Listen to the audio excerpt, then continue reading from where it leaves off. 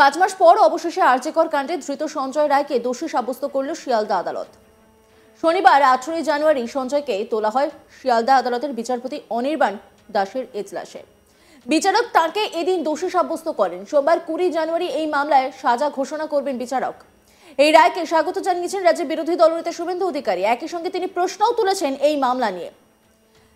তিনি বলছেন যে এই মামলার শুরুটা ভালোই হলো, তবে এই মামলায় অমীমাংসিত বিষয়গুলি যেগুলি ডাক্তার বা বিশেষজ্ঞরা তুলছেন এবং অভয়ার বাবা মা যে বিষয়গুলি তুলছেন সেগুলি নিষ্পত্তি হওয়া প্রয়োজন। বিরোধী দলনেতা এদিন আরো বলেন, এদিন আরজিকরের প্রাক্তন অধ্যক্ষ সন্দীপ ঘোষ ও কলকাতার প্রাক্তন নগরপাল বিনীত গোয়েলকে যদি বিচারক অভিযুক্ত ঘোষণা করতেন তাহলে আরো খুশি হতাম। শুভেন্দু অধিকারী তিনি কি বলেছেন শোনাব আপনাদের। আমাদের পশ্চিমবঙ্গের সকলের স্ট্যান্ড দেখুন, এটা অভয়া ইস্যু রাজনীতির ঊর্ধ্বে, এটা একটা সামাজিক ব্যাধি এবং মর্মান্তিক, এবং এখানে যে কোনো রাজনৈতিক দল বা যে কোনো প্রফেশনের লোক তার বাড়িতে কিন্তু শুধু তাদের মানসিকতা না, বাড়ির মধ্যেও নাড়া পড়েছে। আপনাদের নিজেদের বাড়িতেও এটা কত সাধারণ মানুষ, লক্ষ লক্ষ লোক নেমেছে, কোনো রাজনৈতিক দলতে তো নামায়নি। তো এটা খুব মর্মান্তিক ইস্যু এবং এক্ষেত্রে খুব পরিষ্কার আমার অন্তত স্ট্যান্ড। আমি বারে বারে বলেছি যে সঞ্জয় রায় হয়তো দোষী, কোর্ট একটু আগেই তাকে দোষী সাব্যস্ত করেছেন। সোমবার সাজা ঘোষণা করবেন। ক্যাপিটাল পানিশমেন্টই হয় এসব সাজাতে, ভারতীয় ন্যায় সংহিতাতে। কিন্তু আমার যে দুটো টেকনিক্যাল ইস্যু ডাক্তাররা এবং ওনার আমাদের ডাক্তার বোনের কলিগরা তুলেছেন বা সিনিয়র ডক্টররা এক্সপার্টরা তুলেছেন, এটা কিন্তু বিচারটাকে কমপ্লিট করতে হবে। এটা একটা আংশিক বিচার এবং একটা শুরুটা ভালোই হলো, কিন্তু এর অনেকটা এগোতে হবে। আমি মনে করি ইনভেস্টিগেটিং এজেন্সি, জুডিশিয়ারি তাদেরকে এটা দেখা উচিত। এক হচ্ছে যে আপনার ডিএনএ রিপোর্ট এসছে, তাতে বলা হয়েছে মিশ্র রিপোর্ট মিনস এটা একজনের দ্বারা হয়নি, এটা বহুজনের দ্বারা হয়েছে, যে 2 হতে পারে, 4 হতে পারে। দ্বিতীয় হচ্ছে ফরেনসিকের যে রিপোর্ট এসছে তাতে ধস্তাধস্তির কোনো চিহ্ন নেই। তাহলে একমাত্র একজন যদি করে থাকে তাহলে ধস্তাধস্তির চিহ্ন থাকাটা উচিত ছিল বলে প্রাথমিকভাবে মনে হয়, কিন্তু আমরা এক্সপার্ট নই। কিন্তু এই ফরেনসিক রিপোর্টেও ধস্তাধস্তির চিহ্ন নেই, মানে অত্যন্ত নির্দয়ভাবে অবর্ণনীয় যন্ত্রণা দিয়ে বহু সংখ্যক ব্যক্তির উপস্থিতিতে বা তাদের এই যে জানোয়ারকেও লজ্জা দেওয়া যায় যে কায়দায় তারা এটা করেছে, তাতে আমরা ইনিশিয়ালি যা হয়েছে ইনভেস্টিগেটিং এজেন্সি বা জুডিশিয়ারির যে আজকে পানিশমেন্ট ডিক্লেয়ার, এটাকে ওয়েলকাম করে এই অমীমাংসিত বিষয়গুলি নিয়ে যেটা ডাক্তারবাবুরা তুলছেন এবং রিপোর্টে যদি সত্যি এইগুলো ডিএনএ বা ফরেনসিকে থেকে থাকে বা তার পরিবার বাবা মা যেসব অভিযোগ করছেন, এর নিষ্পত্তি হওয়া উচিত। আমরা আজকে আরও খুশি হতাম যদি সন্দীপ ঘোষ এবং বিনীত গোয়েলকে অ্যাকিউজড ঘোষণা করতেন হাইকোর্ট।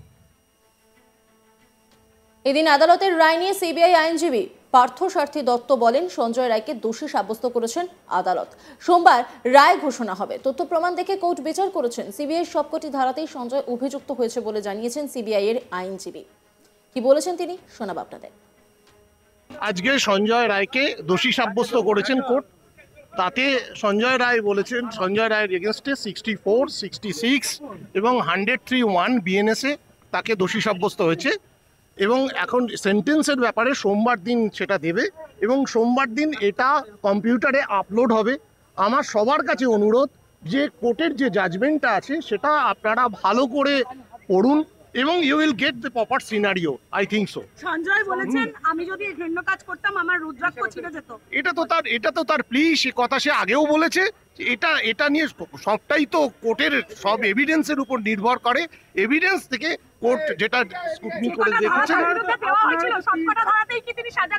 হ্যাঁ সব কটা সিবিআই যে 64, 66, 103, 1-এ বিএনএস কে চার্জশিট সাবমিট করেছিল এবং চার্জও সেই সেকশনে ফ্রেম হয়েছে এবং অ্যাকিউজড কনভিক্ট হলো। লাইফ ইমপ্রিজনমেন্ট আর 66-এ আছে 25 বছর অথবা লাইফ ইমপ্রিজনমেন্ট এবং ডেথও আছে। এটা either life imprisonment or death বা যেটা কোর্ট মনে করবেন সেটা। এটা বলা যায় যে একমাত্র সঞ্জয় যুক্ত ছিল এবং সেটা কনভিক্টেড হলো। এবার পরবর্তী ইনভেস্টিগেশন চলছে। 5 মাস পর অবশেষে আরজিকর কাণ্ডে ধৃত সঞ্জয় রায়কে দোষী সাব্যস্ত করল শিয়ালদা আদালত। শনিবার 18 জানুয়ারি সঞ্জয়কে তোলা হয় শিয়ালদা আদালতের বিচারপতি অনির্বাণ দাসের এজলাসে। বিচারক তাকে এদিন দোষী সাব্যস্ত করেন। সোমবার 20 জানুয়ারি এই মামলার সাজা ঘোষণা করবেন বিচারক। এই রায়কে স্বাগত জানিয়েছেন রাজ্যের বিরোধী দলনেতা শুভেন্দু অধিকারী। একই সঙ্গে তিনি প্রশ্নও তুলেছেন এই মামলা নিয়ে। তিনি কি বলছেন শোনাব আপনাদের। আমাদের পশ্চিমবঙ্গের সকল স্ট্যান্ড দেখুন, এটা অভয়া ইস্যু রাজনীতির ঊর্ধ্বে। এটা একটা সামাজিক ব্যাধি এবং মর্মান্তিক, এবং এখানে যে কোনো রাজনৈতিক দল বা যে কোনো প্রফেশনাল লোক তার বাড়িতে কিন্তু শুধু তাদের মানসিকতা না, বাড়ির মধ্যেও নাড়া পড়েছে। আপনাদের নিজেদের বাড়িতেও এটা কত সাধারণ মানুষ, লক্ষ লক্ষ লোক নেমেছে, কোনো রাজনৈতিক দলকে তো নামায়নি। তো এটা খুব মর্মান্তিক ইস্যু এবং এক্ষেত্রে খুব পরিষ্কার আমার অন্তত স্ট্যান্ড। আমি বারে বারে বলেছি যে সঞ্জয় রায় হয়তো দোষী, কোর্ট একটু আগেই তাকে দোষী সাব্যস্ত করেছেন। সোমবার সাজা ঘোষণা করবেন। ক্যাপিটাল পানিশমেন্টই হয় এসব সাজাতে, ভারতীয় ন্যায় সংহিতাতে। কিন্তু আমার যে দুটো টেকনিক্যাল ইস্যু ডাক্তাররা এবং ওনার আমাদের ডাক্তার বোনের কলিগরা তুলেছেন বা সিনিয়র ডক্টররা এক্সপার্টরা তুলেছেন, এটা কিন্তু বিচারটাকে কমপ্লিট করতে হবে। এটা একটা আংশিক বিচার এবং একটা শুরুটা ভালোই হলো, কিন্তু এর অনেকটা এগোতে হবে। আমি মনে করি ইনভেস্টিগেটিং এজেন্সি, জুডিশিয়ারি, তাদেরকে এটা দেখা উচিত। এক হচ্ছে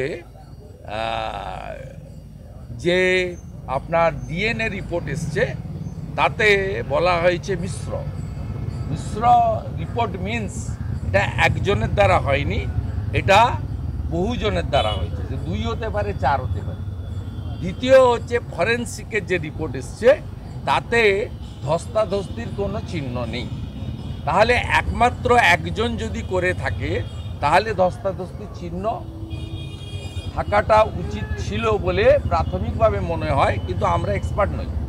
কিন্তু এই ফরেন্সিক রিপোর্টেও ধস্তাধস্তির চিহ্ন নেই, মানে অত্যন্ত নির্দয়ভাবে অবর্ণনীয় যন্ত্রণা দিয়ে বহু সংখ্যক ব্যক্তির। অন্যান্য খবরের আপডেটের জন্য অবশ্যই নজর রাখুন আজ তাক বাংলার ইউটিউব স্ট্রিমিংয়ে। লাইক, কমেন্ট, শেয়ার এবং সাবস্ক্রাইব করতে ভুলবেন না।